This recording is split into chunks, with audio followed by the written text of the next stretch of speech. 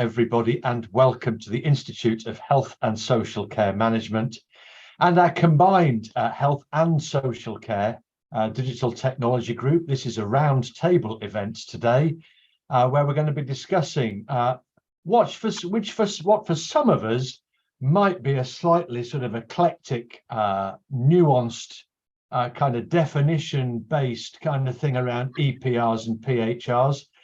But for people who are receiving services, be that health or social care, it's perhaps never been more important. Today, I'm joined on the panel. It's a fantastic panel, by the way, by Dr. Helen Davies, who's a GP at Calderdale Cares Partnership, and she's clinical lead for community integration and population health management, and clinical director at Doctrin, which is one of our newer corporate members. It's great to have you along, Helen. We've also got the one and only Morten, who's CMO at Sekoia and a great friend and loyal member of the Institute. David Quo, digital healthcare consultant and doyen of all things technical. June Hall, normally the chair of this group, but today I'm going to be doing the chairing and facilitating because June is on the panel. June's had a stellar career, most recently with all sorts of technology companies that I'm not going to immediately name, but today she is our digital health technology chair. And finally, Tom Bell, director and lead consultant at Cormetis Consulting. You can see Tom there with his fetish for Guinness posters.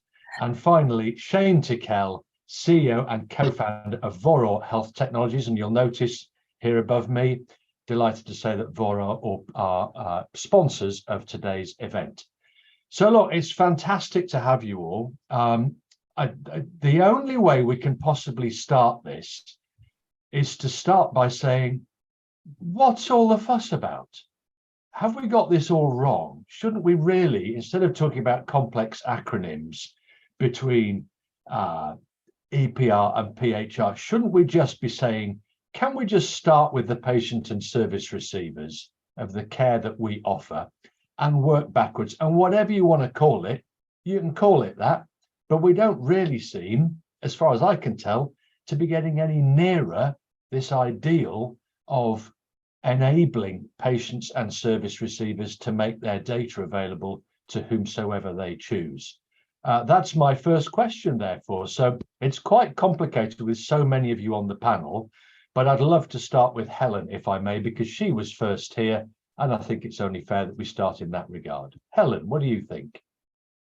Yes, I agree, actually. I think that this, the idea of one or the other, is it EPR versus PHR, is sort of the old debate. I think now it's, we can have both, and it's how do we do that?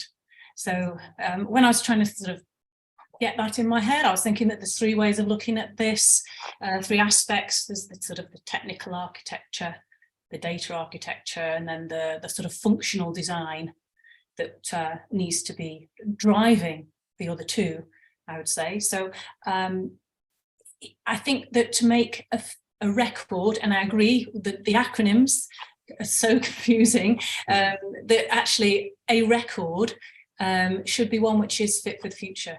And as a clinician, I've sort of worked with an electronic patient record for over 30 years, and it's served me well. It's been very helpful within my organisation as a GP. But I think now times have changed, and I think that we're acknowledging the role of the patient in the control of their own records and their input. And again, there's all sorts of wearables and apps and the virtual wards where we need to be now including the patient within the record. So I think that this debate is about how do we create a record fit for the future.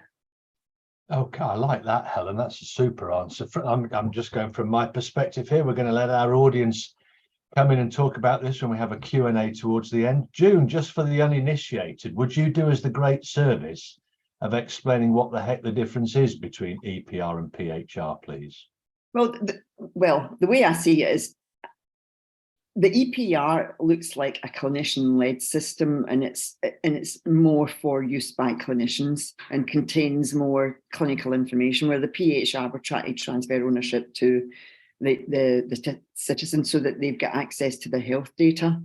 But you know, there's got to be an incentive for the patient to do this. You know, I read the paper that David sent out, which was really interesting, which said that less than 500,000 people had kind of signed up for PHRs.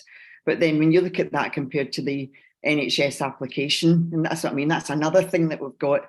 You know, there's a lot of public users of that now because they had an incentive to use it. It stored their COVID record, which they needed for travel, which they needed to, you know, to get into restaurants or whatever. So, you know, you've got to look at the incentive for the patient, especially patients who are well. You know, patients, you know, Helen was talking about remote monitoring. I can see that somebody's been remote, you know, they're logging their data, but it's really, really complicated for just normal citizen to appreciate. You know, we've got EPRs, which you get loads of different types. You get GP EPRs, you get, you know, secondary care EPRs that are active in acutes, and even they don't even talk to each other. So now we're thinking about introducing another PHR.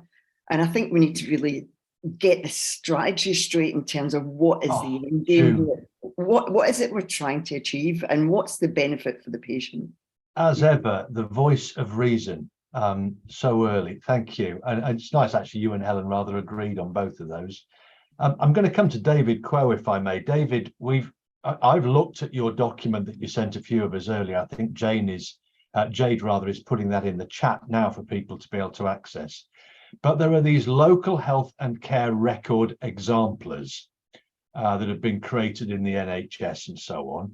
Can you just tell us a little bit about those? Would you be able to tell us a little bit about those? And if we've got these exemplars that are supposed to be championing the art of the possible, I'm assuming, why are they moving so glacially? Why are we still 6 months pretty much after the advent of ICSs talking about what are we going to make for the exchange of data between patient and the service providers?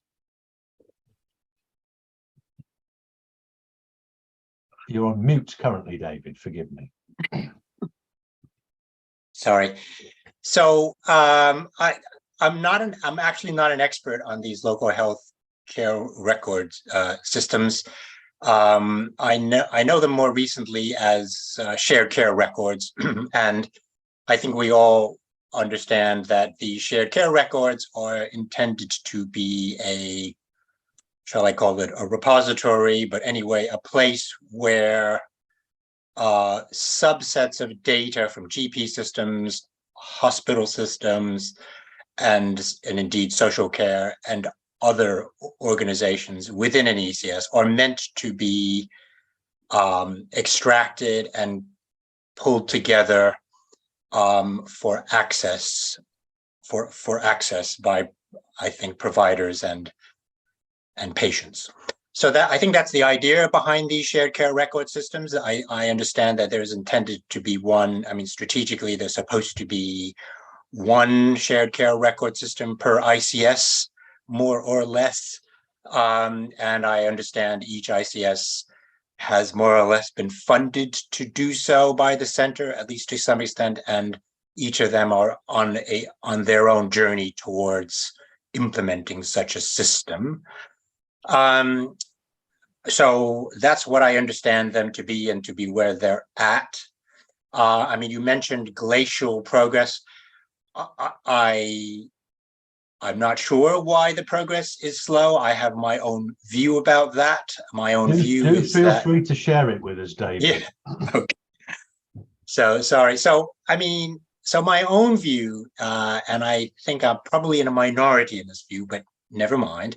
My own view is that shared care records only have a very, very limited value. Okay. The reason I say that is not because I don't want there to be a bringing together of all of the acute primary community mental health social care data for the patient. It should absolutely be brought together, and it should absolutely be made available to any patient or citizen's care team. So I'm totally in favor of that.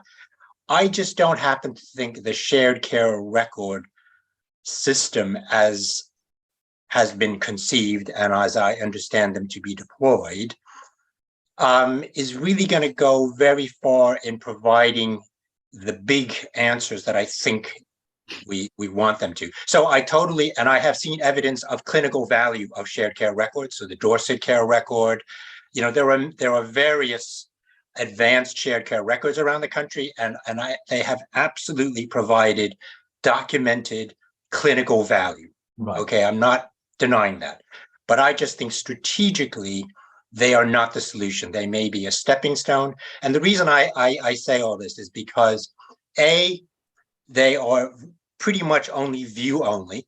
B, they only contain a subset of a patient's record from each of these source systems, not the full record.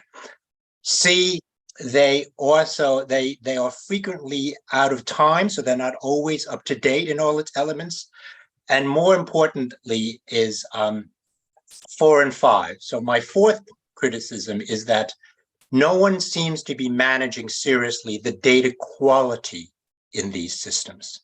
I've heard people talk about it, but I don't see an earnest endeavor to measure, accurately the data quality of the data in these systems. And my fifth comment, which I think is the most important one of all, is that care teams, in my experience, in order to treat their patients, don't just need data.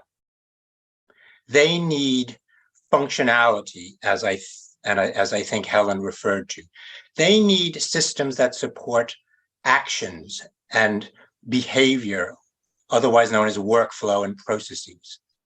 Okay, and therefore shared care records really don't do much of that. They present data, but they don't actually help the GP or the clinician to then, after seeing the data, take action like schedule, like document, like prescribe, like request tests. Shared care records don't support that. All right. That's why I don't think they are the whole solution. Sorry if I went on a bit. We're hopefully going to come on, if we get time, to, okay, so, I shall be putting on my genie hat again, which is familiar to some of you, and we're going to have a go at, okay, so where do we go from here? But may I come to Morten next, please? Morten, it's lovely to have you with us. I'm so actually proud of the fact that this is now an integrated group. I'm so proud of the fact that actually our institute is integrated between health and social care. But when we come to talk about social care in an environment around data and exchange of data and so on, can you give us the bird's eye view of how colleagues in social care, providers of social care, currently feel when they're hearing these kind of debates and so on? I mean, is it just some kind of ludicrous utopia that you guys are so far away from being able to properly access and use at the moment that it's rather an academic argument? Well, I absolutely get where you're coming from, David, when you say that you don't feel that the shared care records are the entire solution to the problems that we're facing. But I do then have to say at the same time, if you're used to having your discharge summary sent to you by fax machine or even by way of snail mail, then having the discharge summary go straight into your care planning system out in a care home or in the community, it kind of helps you understand, not in 2 weeks delay, but immediately, what are the things that have gone on in hospital that are of value to us here in the local care team that we can act upon, and also update our own workflows with. Let's say someone's had a hip surgery and comes back from hospital, and you do not get that information until a week later. It's rather nice to know. So I agree with you in many ways, but actually it is the feeble chance that we have in social care to understand across the system what are our opportunities to support this individual in a better way. Having said that, I absolutely agree with you, and that will be my second point from a social care perspective. And I can see other social care faces in here too. That information is worth something, but it's not the solution to much more than I've just said before. We need to make sure that the integrations that we between health and social care that we're encouraging are two-way integrations, meaning that the systems that are either sending or catching the information can make them operable and make them into, as you say, tasks to do or things we need to query, questions to ask, schedules, all of these things. So I think that's a really valid point. And also why I think to some extent, because of the weaker digital transformation in social care, or the later at least, that we will see some leapfrogging in social care where we're not waiting for that information necessarily, but we're just going to go and do it. And I see great systems within social care that have, for instance, given an app to residents themselves or users of various services to say, well, actually, why don't you monitor your own health or your own conditions? And by doing so, you're enriching the work that we have with you, the professional side of things, but this is your own contribution in making your life better and in increasing quality of life. And of course, in targeting those outcomes that you're here for. So it's more of a rehabilitative thinking than the, in a very strong word, imprisoning that we've sometimes been accused of in social care, at least. Yeah. Thank you, Morten. Very comprehensive answer. I'd like to come to Tom, if I may now. Tom, can you give us it from the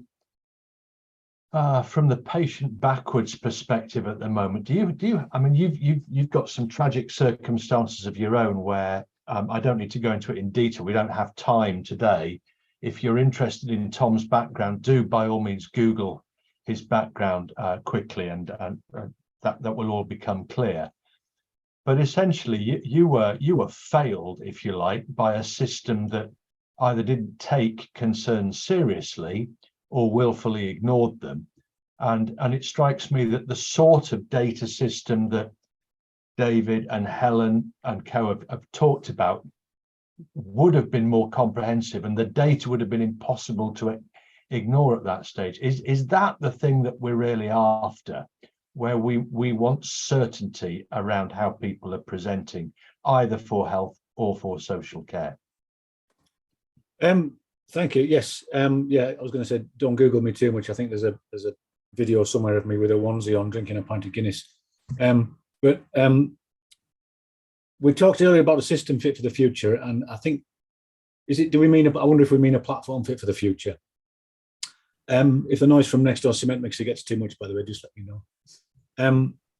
So there's a lot of things been raised here, and yes, you are absolutely right. I think data, good data, shared data, would help remove some of the poor behaviours, yeah, that we see, because things could not be ignored. However, I think in my case, being brutally honest about it, I think the dishonesty that was within what happened to my sister wouldn't have been dealt with by an IT system.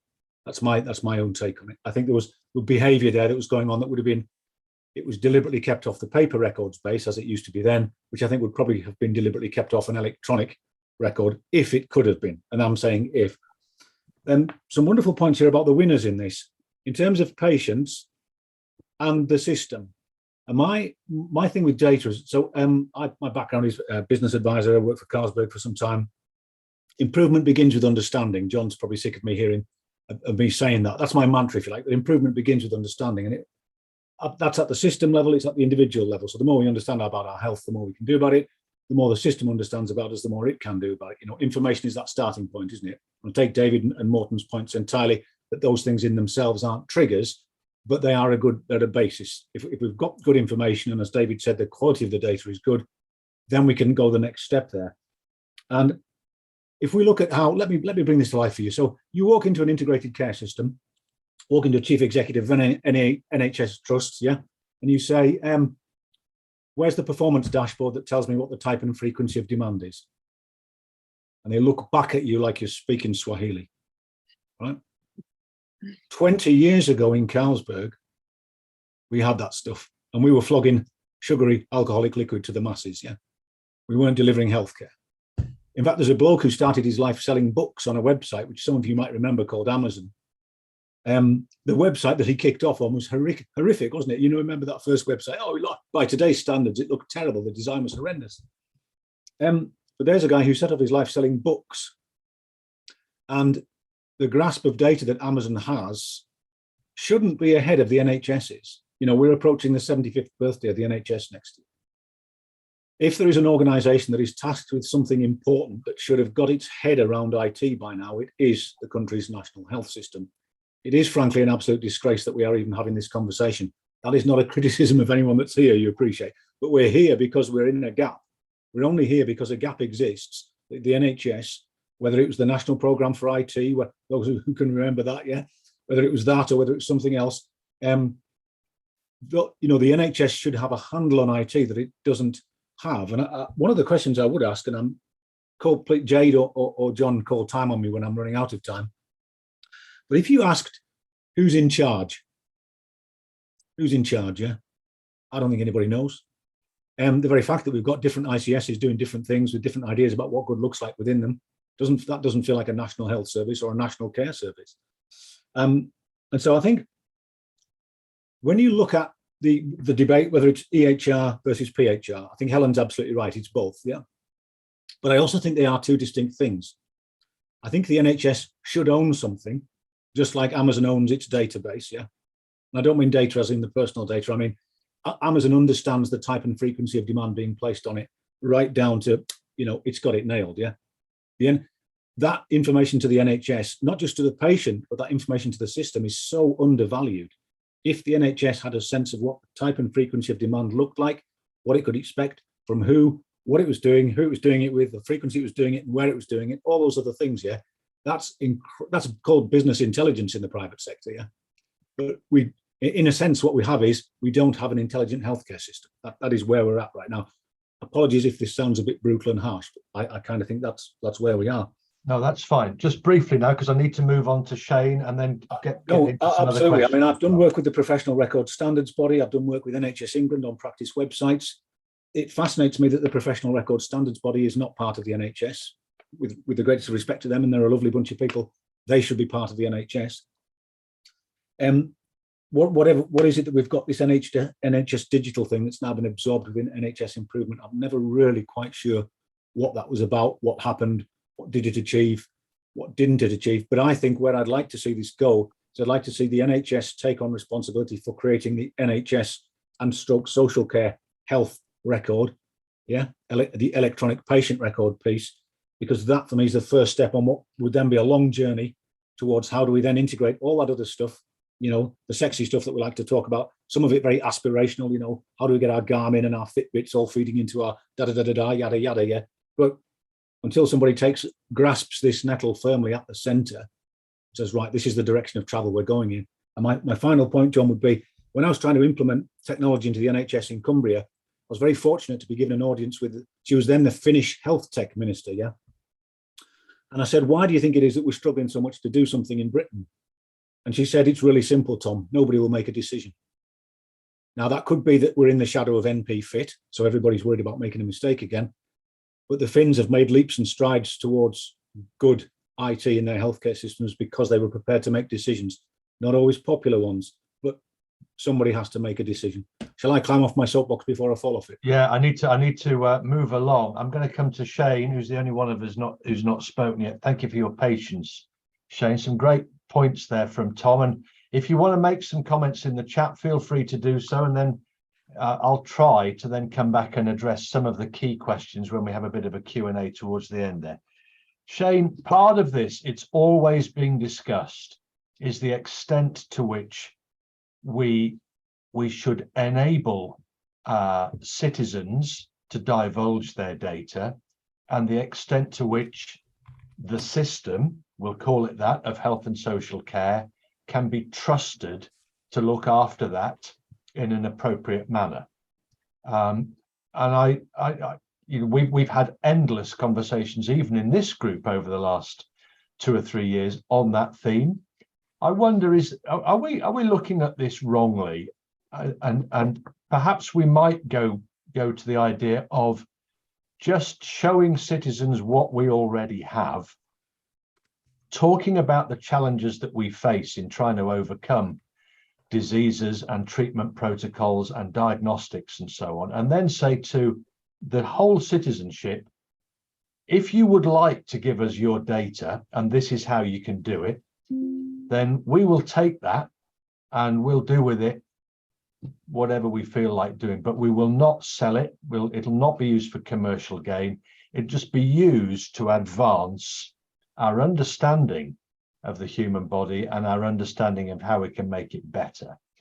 I'm just posing that as a theoretical point. Would you go along with that? In other words, let's stop looking for 100% utopian adoption and instead say, do you know what, even if we got 30 or 40%, can you imagine the strides that we could make with the data that would provide?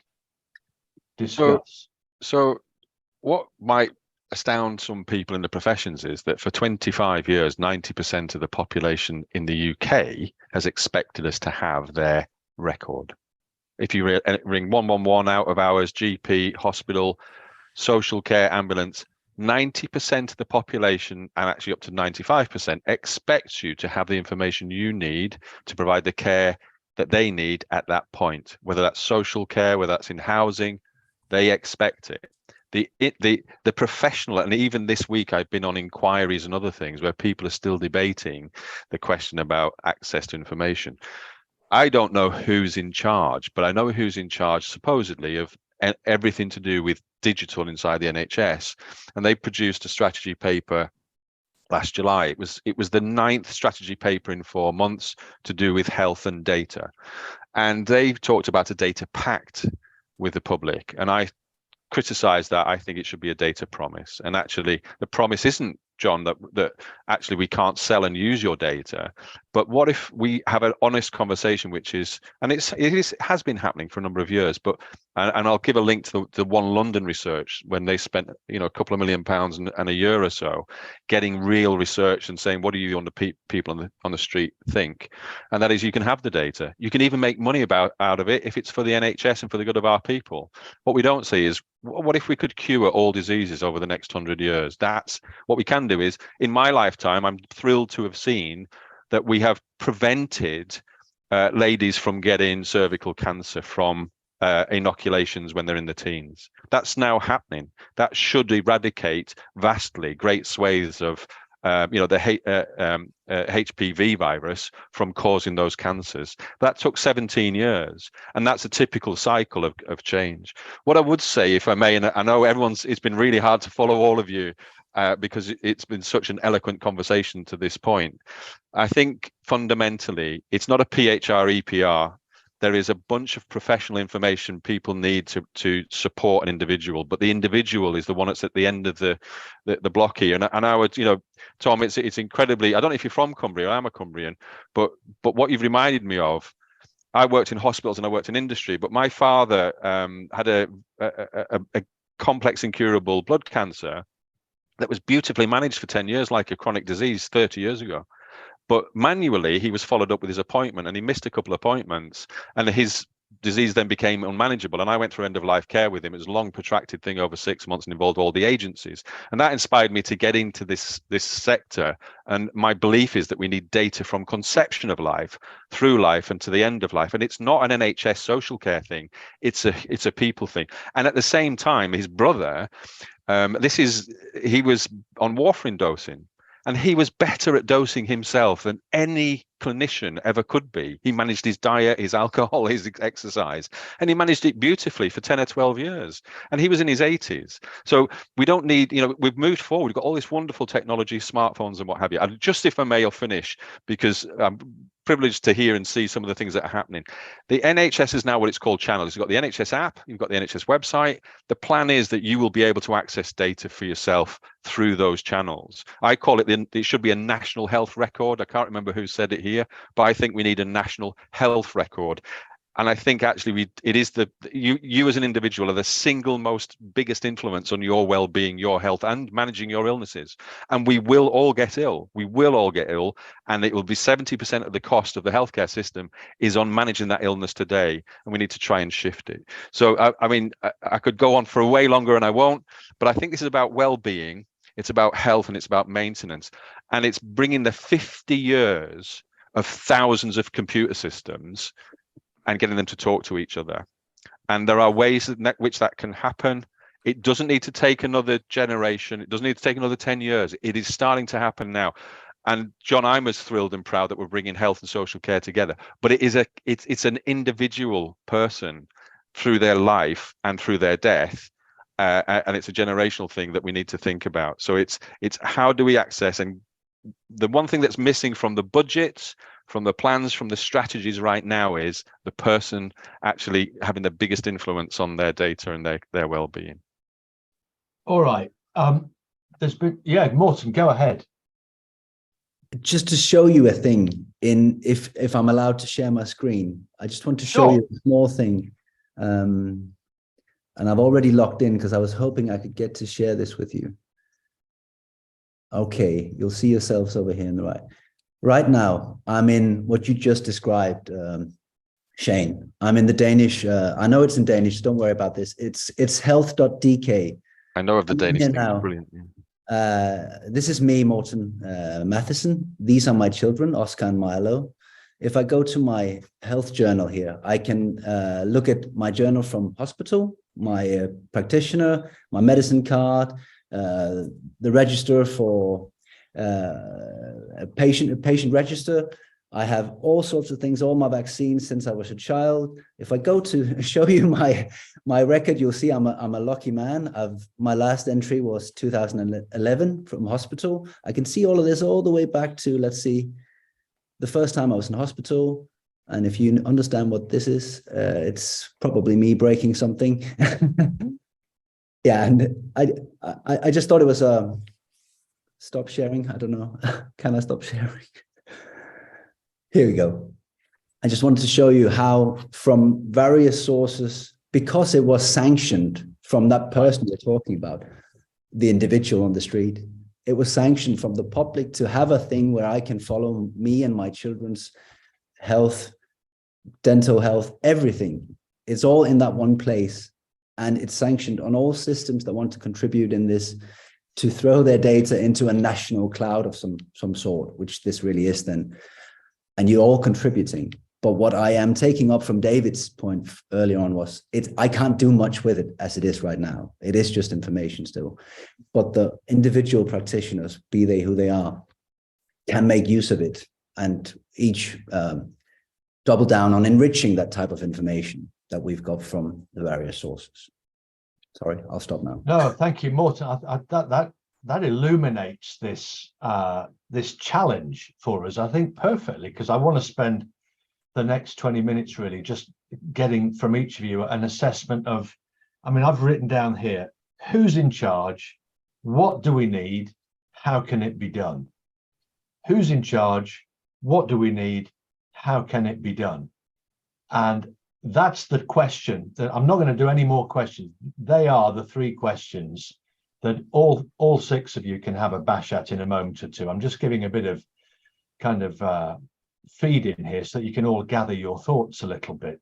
But it struck me when Tom was making the very pertinent comments about Carlsberg and Amazon and so on, you know, they've been collecting this data in a single place since that business was started, when he began selling his books and so on. And yes, it's evolved as technological capability has evolved, but that data has still been collected and they are using it with or without our consent. I suppose you consent to it by using Amazon, but they're using that data to inform our purchasing and inform our habits and all that kind of stuff. So, you know, there's what can be done if you're choosing to use the data intelligently.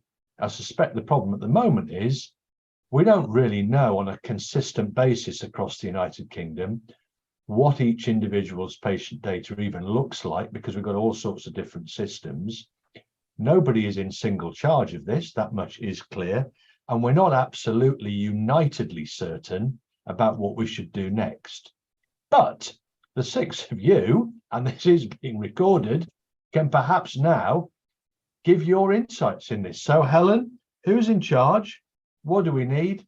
How can it be done? You get the joy of going first here. And if we can limit our answers to maximum kind of 3-4 minutes each, that would be great. I appreciate it's a lot, so maybe pick one of those points. Yes, who's in charge?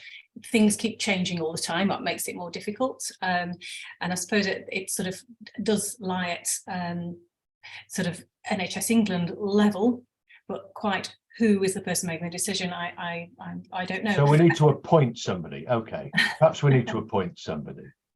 And I think that as you were saying, the imperative is that this is possible. You know, is obvious from what's happening in Denmark. The technology, the technical architecture is there.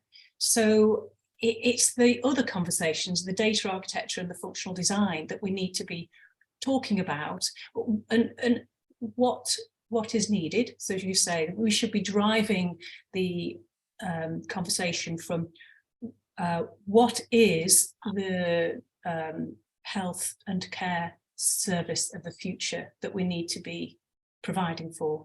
And it has changed. So, you know, the EMR that served me well for 30 years is no longer suitable because it's changed with integrated care, health and social care. And as Shane was saying, it's wider than that. It's the whole of community, voluntary sector. It's the wider determinants of health, and it's most importantly, the winds of change are, we've finally recognised the value of the patient's contribution in that, and they need to be central to that care record. So perhaps we shouldn't overlook the role that population health management and public health plays in all of this as well. Yes.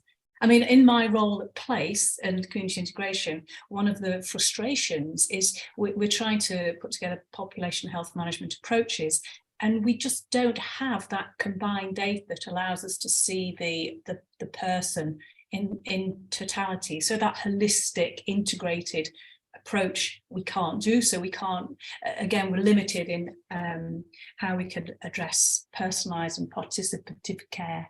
So I think the conversations that need to be had are also, what do we need? And then that will drive the discussion around what the data architecture needs to be to put in place a safe way of doing that, that not only allows the patient to be a controller, and as Shane was saying, people have expected that. People think we already have it, so they're surprised when we don't. So the patient is the controller, but also I'm going to have to cut you off there, Helen. Right. Thank you. I was just going to say the sanctity of the medical record also needs to be preserved. Yes. Yeah.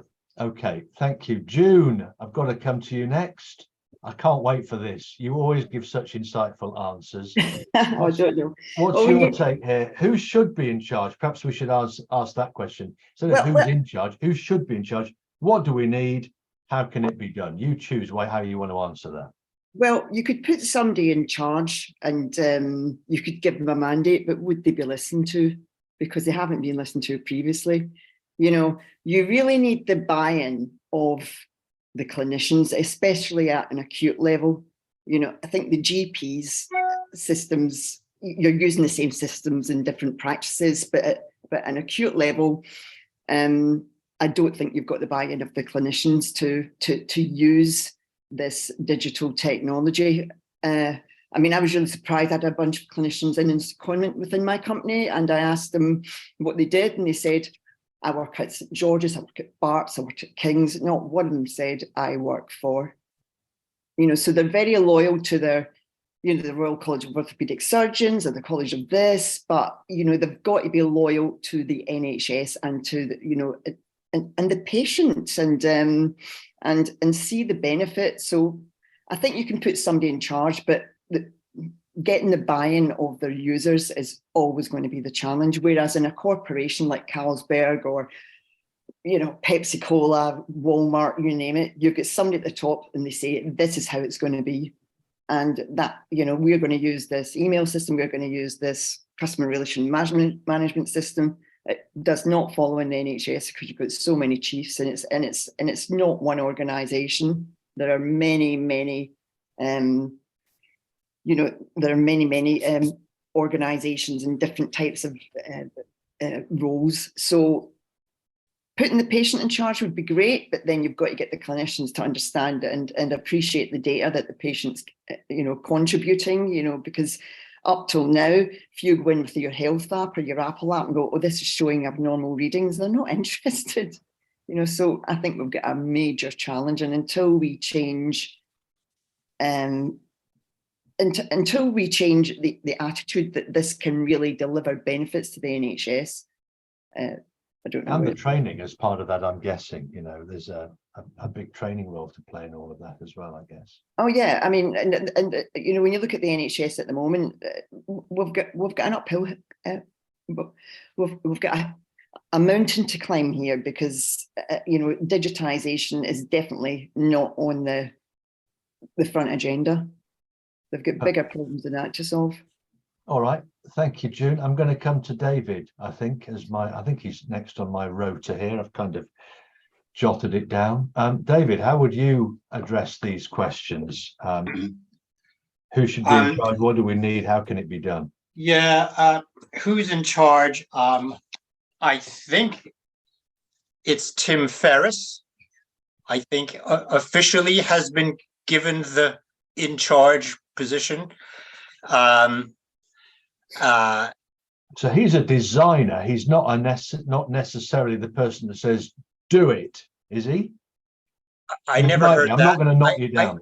I never heard that interpretation, but anyway, I don't know who's in charge. I think he might be in charge. Okay. But what do we need then? What do we need?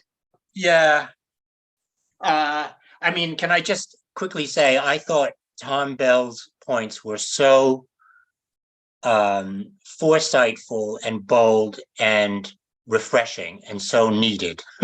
Those fundamental questions, why don't we have a single record and so forth. So I think those are great questions. And therefore, what do we need? I think we need bold, questioning of ourselves. I think we need frank conversations. I think what we need is to kind of rise above a lot of what's happening and talking about today, like, oh, should it be Cerner or should it be Epic? Should it be, but I can tell you the vast majority of CIOs in this country are thinking at that level. Yeah. Okay. Yeah. And I think I think we do not need that. And so I think what we need is to rise above that. Thank you, David. I'm going to come to Morten, if I may. Morten, look, I make cider. Every September, October time, I'm in cider making mode. And those of you that are interested in what the heck happens when you've crushed all the apples down and put them in the press and you get out this very brown, milky liquid, you've got to clear it. You've got to clear it, and you can either rely on gravity and nature to do it, or you can introduce a little bit of chemical stuff to make it go. But you remove all that sedimentary stuff, and it all gathers at the bottom of your demijohns and so on, and then you rack it off and you start the fermentation process then with a much clearer thing. I guess that's what we need, isn't it, Morten? We need to remove all this sedimentary stuff that just creates opacity so that we can't really see this is what we need. Is that fair? Well, I think in many ways it's fair to say, and I'm really sorry I've not tasted some of that cider yet. It sounds delicious. I promise you. Well, I think, to begin with, and also try and answer a few of the questions on the Denmark aspect or perspective that we added. I think the instruments are pretty much the same, and I agree with you, David, saying again that it's not a question of this system or that system. I think if I'm right in this being tender driven, it's a matter of still, as you're pointing to also, John, saying at which level does the decision of this take place, and is it is it something we are actually wanting to achieve? And I think at least here today, it sounds like we want to achieve that. And if that's then driving it through tenders, demand specification, etc., need specification, then have either Cerner or Epic deliver that information straight out to the PHR or to the patient portal, so we can all follow all of our conditions and whatever we all suffer from. I think in that way, I think it's pretty simple. But I realize, and I think a lot of what's preventing us from getting to that point is commercial, or really are commercial aspects. And I'm sorry to say that. And it's of course the division of power in the NHS also to have such a decision backed up. So I'm sorry, I don't have the answer to what we need to do. But I think in a layman's term, it should be quite, straightforward what to do. Well, and please, heaven's sakes, if you happen to be that person who does ultimately become in charge, can we all agree that this is not about hospitals or primary care or mental health or social care? It's about the whole system. And please, can we start from the patient and service receiver and work backwards? That would be delightful if you happen to be given this role. Thank you, Morten. Tom, may I come to you next, please? Your thoughts in this regard. You are currently muted, Tom.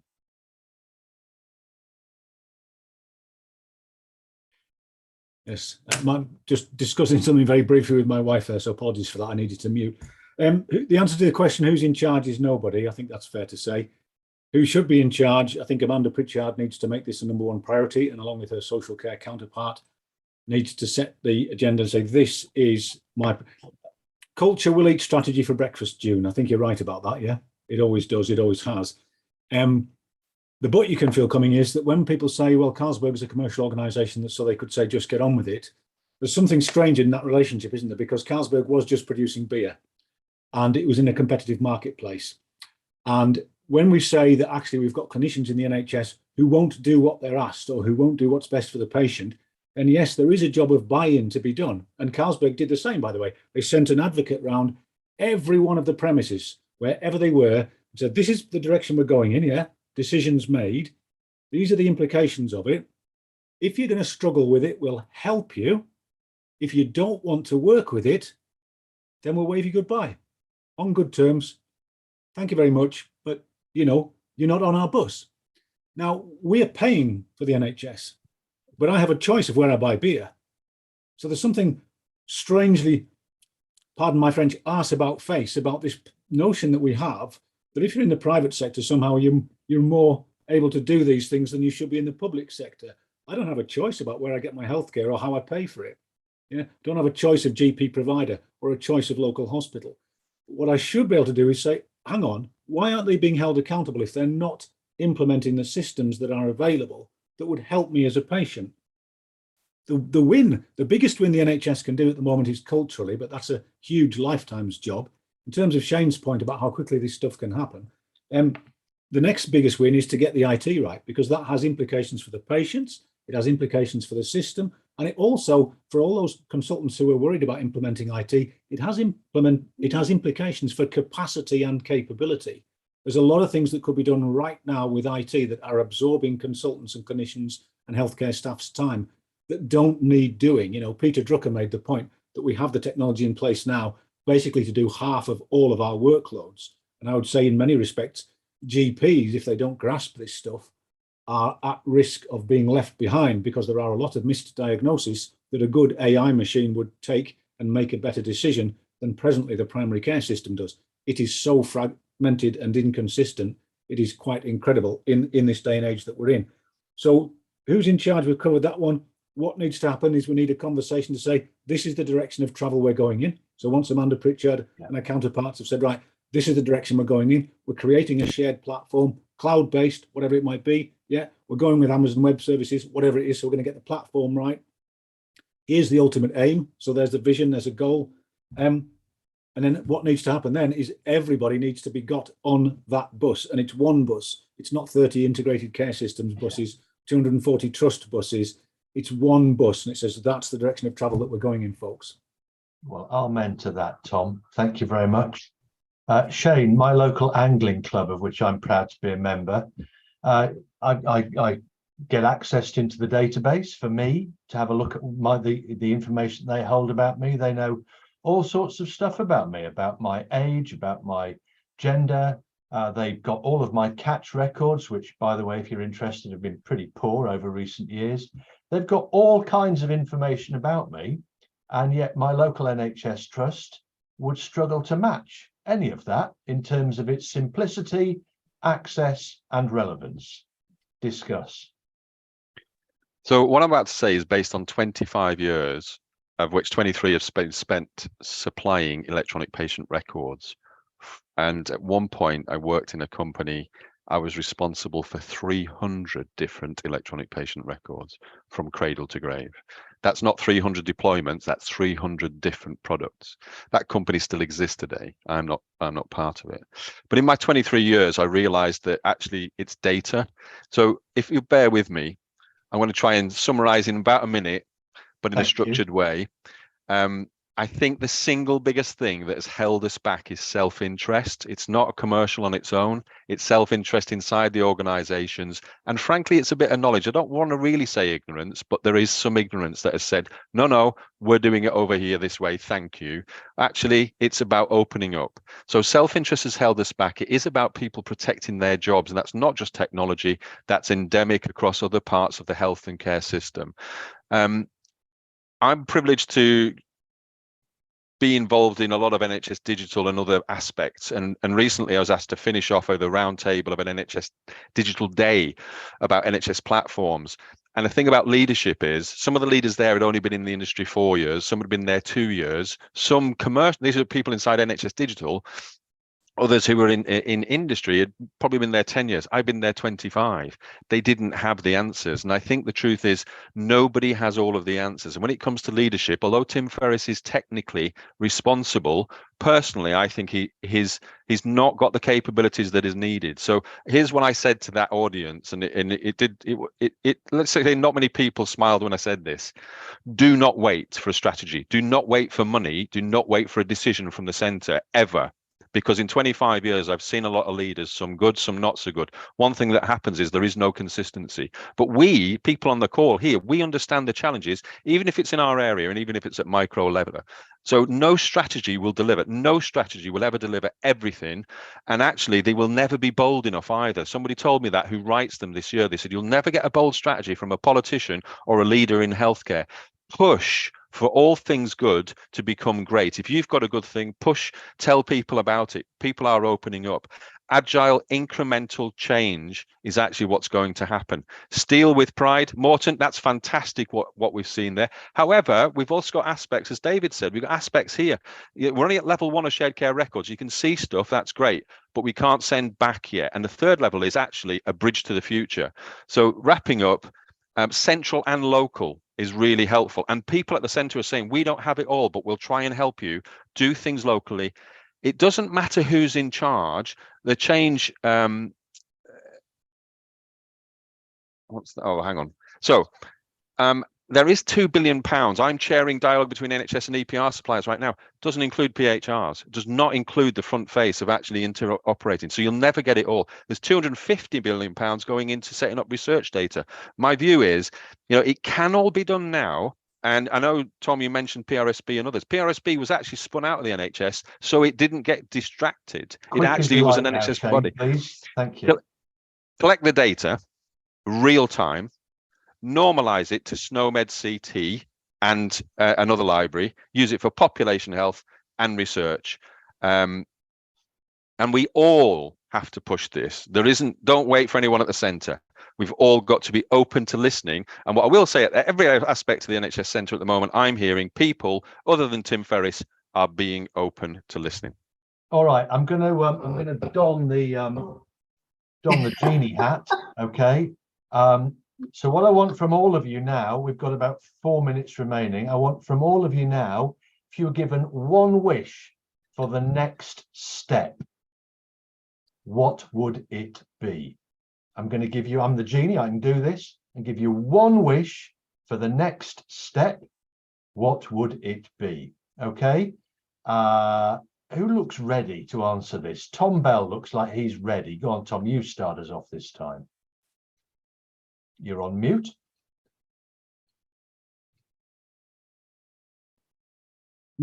Ready to go, but muted. Yeah. Story of my life, like that. Make it the priority. That's great, Tom. Thank you very much. Shazam. I grant it. Okay. June, your one wish. What should happen next? Just do something that benefits patients, that both integrates health and social care. As Morten was talking about, just get the discharge process right. Get that digital. You know, and start with something that you can point to and say that we've solved that. Yeah. Yeah, but get the resources in place as well to be able to execute. Yeah. Perfect. Thank you, June. Morten, would you like to go next? Sorry, I need to go. Yeah, that's okay. I don't have a one wish, but I really like the summary of events by you, Shane, before, and I think if we can follow some of that, I'll be my wish. Follow what Shane said. Shazam. Perfect. Helen, what about you? Again, I really like Shane's comment about don't wait. I mean, locally at PHM, we've just had a just get on and do it, do something, follow the energy, and it's sort of a ground level up approach is where we can make a difference individually. Thank you, Helen. Shazam, done. Who haven't we done? David, are you still there? We've lost your screen. You may still be there.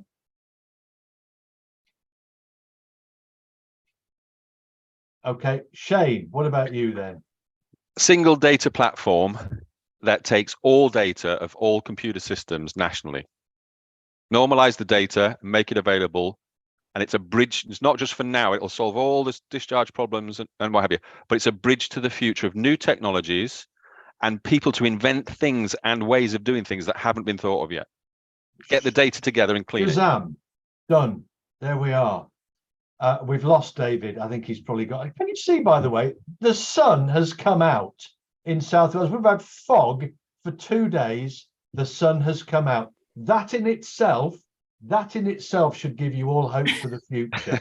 That the Welsh fog has been banished, and now we've got sunshine. Isn't that delightful? It's a sign. It is a sign. It is, Helen. Thank you very much. Let's hope so. All right. Shall we leave it there? I think we're kind of out of time. The chat has been fantastic. I've been trying to stay across it, but there is so much there. It is just impossible for me to sort of dissolve all that down into a short question for everybody. And you've kind of heard really comprehensive answers from everybody as well. May I please give, on behalf of all of you listening today or on catch-up, give our personal thanks through the Institute to Helen and to Tom and to Shane and to David and to June and to Morten. Goodness me, aren't they good? I think they've been really comprehensive and open and honest about their answers, and long may that continue. What an absolute privilege. Shall I take this hat off now? There, done. You're all thinking, I hope that doesn't come out again anytime soon. There we are. Well, look, have a super weekend, all of you. Go and have as much fun as you can legally have, and we'll see you all on the next one. Thank you very much indeed. Bye-bye.